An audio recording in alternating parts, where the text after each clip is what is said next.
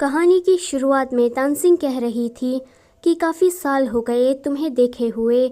मैं तुम्हारा हर रोज़ वापस आने का इंतज़ार करती हूँ। फिर भले ही वापस आने के बाद तुम मुझसे बदला लो या फिर तुम मुझे जान से ही क्यों ना मार डालो, मुझे बस तुम्हें एक बार देखना है। मेरी ज़िंदगी के सबसे अच्छे पलों में तुम मेरे साथ थे और सबसे बुरे में भी तुम ही थे। उस बरसात वाली रात को जब तुम मुझे छोड़कर गए थे तब मैं सच में मर चुकी थी और अब मैं बस एक जिंदा लाश बनकर जी रही हूँ। तानसिंग एक कैफे में फुल टाइम वर्कर है, ऊपर से उसकी फाइनेंशियल कंडीशन भी कुछ ठीक नहीं है एंड वो एक सिंगल मदर है। जब वो अपना काम खत्म करने के बाद घर वापस जा रही थी तो उसके सामने डॉक्टर निये, कहानी का मेन लीड, आता है। निये काफी सालों से अब्रॉड में था। वो आते ही सीधा तानसिंग से मिलता है। तानसिंग उसे कहती है कि तुमसे दोबारा मिलकर अच्छा लगा, चलो अंदर कॉफी पीते हुए बात करते हैं। निये उसे काफी कोल्ड वे से कहता है कि क्या तुम ऐसे ही किसी गैर मर्द को अपने घर के अंदर आने देती हो कि तुम्हारा पति कुछ नहीं कहता। तानसिंग कहती है कि वो घर पर नहीं है, काम की वजह से बाहर गए हैं। इतना कहकर वो उसे एक एप्पल देती है जो कि निये का फेवरेट है, पर निये उसे नहीं लेता एंड काफी गुस्से से वहाँ से चला जाता है। आगे वो अपने डैड से मिलने के लिए चाहता है जो कि अभी किसी बिजनेस मीटिंग में बिजी थे। निये को बिजनेस में जरा सा भी इंटरेस्ट नहीं है, इसलिए वो अंदर नहीं चाहता। जब मीटिंग खत्म हो जाती है तो उसके डैड उसे कहते हैं कि तुम मेरा बिजनेस संभाल लो। तो निये उसे कहता है कि मुझे आपकी कंपनी से कोई लेना देना नहीं है, मैं एज ए डॉक्टर ही काम करना चाहता हूँ। एक फ्लैशबैक में हमें दिखाया जाता है कि स्कूल टाइम में निये को कुछ लड़के बुली कर रहे थे। वो लोग निये को मार पाते उससे पहले ही निये उनको बिना पानी के धो डालता है, यानी कि निये ऐसा लड़का नहीं है जो कि मार खा कर आए। तानसिंग उसी रास्ते से गुजर रही थी और उसने भी ये सारा नज़ारा देख लिया था। निये उसके पास जाकर कहता है कि मैंने मारपीट की, अगर तुमने इसके बारे में टीचर को कंप्लेन की तो मैं तुम्हें नहीं छोड़ूंगा। तानसिंग उसे देखकर कहती है कि तुम हो कौन? तो वो कहता है कि क्या तुम मुझे नहीं जानती कि मैं कौन हूँ? निये रिच फैमिली से बिलोंग करता है एंड स्कूल में भी काफ़ी ज़्यादा पॉपुलर है, तो उसे ऐसा लगता है कि सभी लोग उसे जानते होंगे, पर तानसिंग को उसके बारे में कोई आइडिया नहीं था। बस इसी दिन से निये ने तानसिंग को फॉलो करना स्टार्ट कर दिया था। एक दिन टीचर आकर तानसिंग से कहते हैं कि तुम्हारे डैड को हार्ट अटैक आया है एंड अभी वो हॉस्पिटलाइज है। ये सुनकर तानसिंग भागी हुई हॉस्पिटल जाती है। जब निये को इसके बारे में पता लगता है तो वो उसे कुछ पैसे देता है। तानसिंग को उसका इस तरह से पैसे देना बिल्कुल भी पसंद नहीं आता, इससे उसकी प्राइड, उसकी खुददारी को ठेस पहुंचती है। वो उसको उसके दिए हुए पैसे लौटा देती है। तो निये उसे कहता है कि बस तुम अपना मुंह बंद रखना और टीचर को मेरे बारे में कोई भी कंप्लेंट मत करना, मैं तुम्हें इसी बात के पैसे दे रहा हूँ, मैं नहीं चाहता कि तुम्हारी वजह से मेरी रेपुटेशन खराब हो जाए। तानसिंग को निये का ये बिहेव बिल्कुल भी पसंद नहीं आता। वो कहती है कि तुम हर चीज पैसों से नहीं खरीद सकते। फिर सीन प्रेजेंट में आता है। तानसिंग अपने बेटे पिंग पिंग के साथ थी। वो 5 या 6 साल का होगा, पर अपनी उम्र से वो काफ़ी ज़्यादा मैच्योर लग रहा था। घर में तानसिंग का हस्बैंड चून भी था।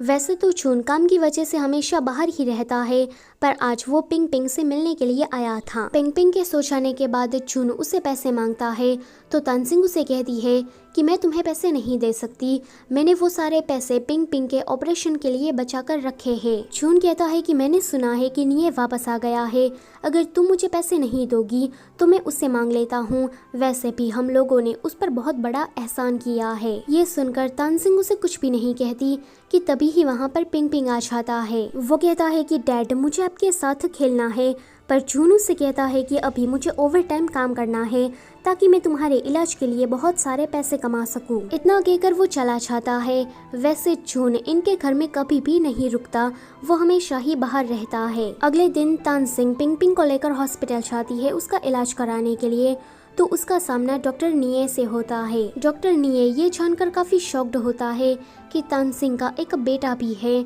पर वो ये बात ज्यादा जाहिर नहीं करता। पिंग पिंग का जन्म काफी क्रिटिकल कंडीशन में हुआ था, इसीलिए बचपन से ही उसे हार्ट डिसीज है एंड डॉक्टर निये एक कार्डियोलॉजिस्ट है, यानी कि दिल का डॉक्टर। निये पिंग पिंग की रिपोर्ट देखकर कहता है कि सर्जरी काफी रिस्की है, हम ये कह नहीं सकते कि सर्जरी के बाद ये बचेगा कि नहीं, इसीलिए खुद को प्रिपेयर करके रखना। तानसिंग तुरंत पिंग पिंग के कान बंद कर देती है ताकि वो ये बातें सुन ना पाए। ये है कहानी की फीमेल लीड सुचिन। वो अपनी फैमिली गैदरिंग में थी। उसकी आंटी चाहती थी कि वो उसके बेटे से शादी कर ले कि तभी ही सुचिन निये को वहाँ पर बुलाती है एंड सभी लोगों से कहती है कि ये मेरा बॉयफ्रेंड है। आंटी को ये देखकर गुस्सा आ जाता है। वो कहती है कि अगर तुम्हारा पहले से ही बॉयफ्रेंड था तो तुम इस ब्लाइंड डेट पर आई ही क्यों। वापस जाने के टाइम पर निये उससे कह रहा था कि मैं तुम्हारा भाई, फिर अंकल एंड अब तो बॉयफ्रेंड भी बन गया। मैं ये नाटक करते करते थक गया हूँ। सुचिन कहती है कि तुम मेरे बेस्ट फ्रेंड हो तो तुम मेरे लिए इतना तो कर ही सकते हो। मुझे ये ब्लाइंड डेट वगैरह बिल्कुल भी पसंद नहीं है। मैं अभी भी उसके वापस आने का इंतजार कर रही हूँ। यानी कि निये और सुचिन दोनों की ही सिचुएशन सेम है। अगले दिन सुचिन अपनी कंपनी के नए जनरल मैनेजर को एयरपोर्ट पिक करने के लिए जाती है। इसका नाम मिस्टर शेंग है। सुचिन इसी से प्यार करती है और इसी का ही इंतजार कर रही थी, पर फिलहाल इनका ब्रेकअप हो गया है, इस वजह से ये अलग है। तानसिंग के कैफे में एक औरत तमाशा खड़ा कर देती है। यहाँ पर सरासर उसकी गलती थी, पर फिर भी ये औरत मानने का नाम ही नहीं ले रही थी। तभी ही वहाँ पर मिस्टर शेंग आकर सभी लोगों को सीसीटीवी फुटेज दिखाते हैं, जिससे सभी को पता लग जाता है कि गलती तो इसी औरत की है एंड वो औरत भी इन लोगों से माफी मांग लेती है। इस कैफे में मिस्टर शेंग इंस्पेक्शन का काम करने के लिए आया था। जब सभी लोगों को पता लगता है कि ये उनका बॉस है तो वो लोग उसे ज्यादा इज्जत देने लगते हैं। एक फ्लैशबैक में हमें दिखाया जाता है कि निये जब तानसिंग को घर छोड़ने के लिए गया था तो वो किसी से झगड़ा करने लगता है एंड कहता है कि तुम्हें शर्म नहीं आती एक जवान लड़की का पीछा करते हुए। वो उस अंकल को काफी मार रहा था तो तानसिंग आकर उन दोनों को अलग करती है एंड कहती है कि ये मेरे डैड है। ये जानकर निये थोड़ा एम्बेरस होता है एंड जल्दी जल्दी तानसिंग को एक चिट्ठी देकर भाग जाता है। घर जाने के बाद तानसिंग जब उस चिट्ठी को खोलकर देखती है तो निये ने उसमें एक ईमेल आईडी बनाई थी जो कि थी TN4ever@। ये देखकर तानसिंग बहुत ही ज्यादा खुश हो जाती है। वो दोनों जब डेट कर रहे थे तो इसी आईडी का यूज करते थे। प्रेजेंट में हम देखते हैं कि तानसिंग अभी भी इसी ईमेल आईडी का यूज करती है। शेंग सुचिन से कह रहा था कि मुझे इस एम्प्लॉय का काम बहुत ही ज्यादा पसंद आया है, इसकी इंग्लिश काफी ज्यादा अच्छी है, इसलिए मैं इसे अपनी असिस्टेंट बनाना चाहता हूँ, तो तुम इस एम्प्लॉय को कैसे भी करके ढूंढ निकालो। वो तानसिंग ही थी, पर सुचिन को अभी उसे ढूंढना था। तानसिंग जब कैफे में काम कर रही थी तो उसे पुलिस स्टेशन से कॉल आता है क्योंकि चुन ने किसी से झगड़ा कर लिया था। पुलिस वाले उसे कहते हैं कि चुन ने उस बंदे को काफी बुरी तरीके से मारा है। वो लोग चुन पर केस करना चाहते हैं। ये जानकर तानसिंग उस बंदे से हॉस्पिटल में मिलने के लिए जाती है एंड उसे माफी मांगती है। यहाँ पर इसी बंदे की गलती थी क्योंकि ये लड़कियों की पतली पतली टांगे देख रहा था एंड ये देखकर चुन को गुस्सा आ गया एंड उसने उसे पीट डाला। पर उसकी वाइफ तानसिंग से कहती है कि हमें तुम जैसे 2 कौड़ी के लोगों के पास से ये सॉरी और ये गंदे से फ्रूट नहीं चाहिए। अगर तुम्हें कुछ देना ही है तो पैसे दे दो। पर मैं तो भूल ही गई कि तुम जैसे गरीब के पास इतने ज्यादा पैसे नहीं होंगे। ऐसा करो कि तुम हमें 50,000 ही दे दो। अपनी इतनी सारी बेइज्जती होने के बावजूद भी तानसिंग उसे पोलाइट वे से माफी मांगकर बाहर जाती है। वो उनके सामने तो स्ट्रांग बन गई थी, पर बाहर जाते ही उसकी आंखों में आंसू आ जाते हैं।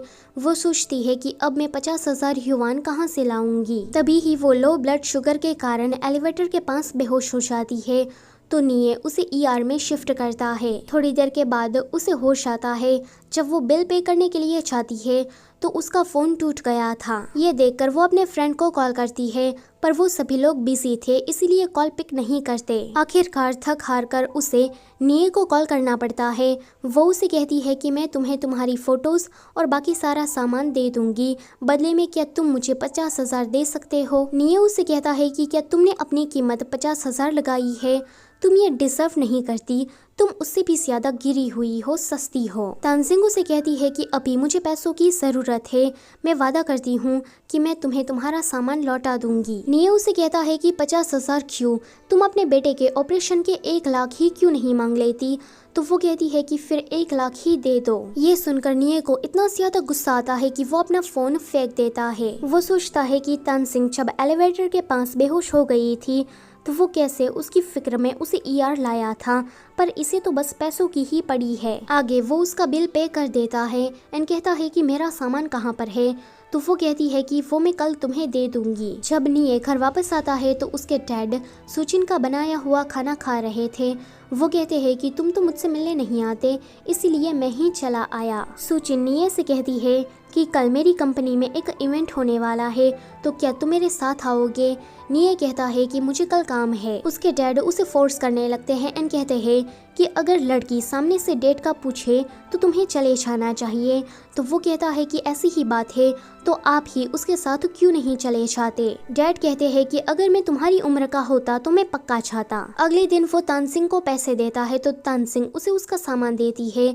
वो कहता है कि इसमें एक ब्रॉच मिसिंग है। तानसिंग कहती है कि उस पर डायमंड लगा हुआ था, इसलिए मैंने उसे बेच दिया। ये जानकर निये को उस पर काफी गुस्सा आता है। वो कहता है कि मैंने तुम्हें जितने पैसे दिए हैं इतने तुम जैसे सस्ते लोगों के लिए काफी ज्यादा होंगे। ये जानकर तानसिंग को अच्छा नहीं लगता। वो बिना पैसे लिए छाने वाली थी कि निये उस पर पैसे फेंक कर मारता है। तानसिंग उन पैसों को उठा रही थी और वहाँ खड़े बाकी सभी लोग उसके बारे में गॉसिप्स करने लगते हैं। निये बाहर जाने के बाद उस सामान को कचरे के डिब्बे में फेंक कर वहाँ से चला जाता है। तानसिंग उन पैसों को लेकर जब उस बंदे के पास जाती है तो उसकी वाइफ उसके पास से और भी ज्यादा पैसे मांगने लगती है एंड पिछली बार की तरह उसकी बेइज्जती करने लगती है। तानसिंग उससे परेशान होकर वहाँ से चली जाती है। जब वो कैफे वापस आती है तो उसका मैनेजर उसे लेट आने के लिए डांटता है एंड कहता है कि आगे से ऐसा हुआ तो मैं तुम्हें जॉब से निकाल दूंगा। यहाँ निये सुबह सुबह कचरे के डिब्बे में से वही वाला सामान उठाकर वहाँ से चला जाता है। यहाँ तानसिंग अपने कुछ कलीग के साथ अपना बर्थडे सेलिब्रेट कर रही थी। ये दोनों उसकी फैमिली की ही तरह है। तानसिंग एक फ्लैशबैक को याद करती है जहाँ पर वो दोनों अपना बर्थडे सेलिब्रेट कर रहे थे, क्योंकि तानसिंग और निये दोनों का बर्थडे सेम डे पर ही आता है। उस टाइम पर निये ने तानसिंग को प्रेजेंट में वही वाला ब्रॉच दिया था जिसकी वो पहले बात कर रहा था। तानसिंग ने इसको बेच नहीं दिया था बल्कि अपने पास ही रखा था। निये सुचिन के साथ उसकी कंपनी की पार्टी में गया था। दिखने से लग रहा था कि सुचिन शेंग को चलाने के लिए निये को अपने साथ लेकर आई है। वापस जाने के टाइम पर सुचिन उसे कहती है कि तुम्हारा मूड आज काफी ज्यादा खराब है, क्या इस वजह से क्योंकि तुम्हारा बर्थडे तुम्हारी एक्स गर्लफ्रेंड के साथ ही आता है। तुम तो उस लड़की से ब्रेकअप करने के बाद अपना बर्थडे सेलिब्रेट करना ही भूल गए हो। वो एक फ्लैशबैक को याद करता है जहाँ पर उसने काफी अलग अलग पार्ट टाइम जॉब की थी ताकि वो खुद की कमाई से तानसिंग को कोई गिफ्ट दे सके, और उसने अपनी पहली कमाई से जो चीज खरीदी थी वो वही वाला ब्रॉच था। तानसिंग और पिंग पिंग सेलिब्रेशन के बाद घर वापस आ रहे थे और दूर से निये उन दोनों को इस तरह से देख रहा था। अगले दिन पिंग पिंग सोयाबीन पानी में डालता है एंड कहता है कि जब ये बड़ा हो जाएगा तब मेरे डैड मुझे मिलने के लिए आएंगे, क्योंकि चुन तो महीने में 1 या 2 बार ही घर वापस आता है। वेल ये आइडिया उसे तानसिंग ने ही सिखाया था। यहाँ पर हम देखते हैं कि इसी तरह का कुछ निये भी कर रहा है। उसने भी सोयाबीन को पानी में डाला है, पर हमें यहाँ ये नहीं पता चलता कि वो किसका इंतजार कर रहा है। सो गाइस, इसी के साथ पार्ट नंबर 1 होता है यहीं पर ही ख़त्म। मेरी वीडियो को लाइक, शेयर और चैनल को सब्सक्राइब कर देना। Thank you for watching.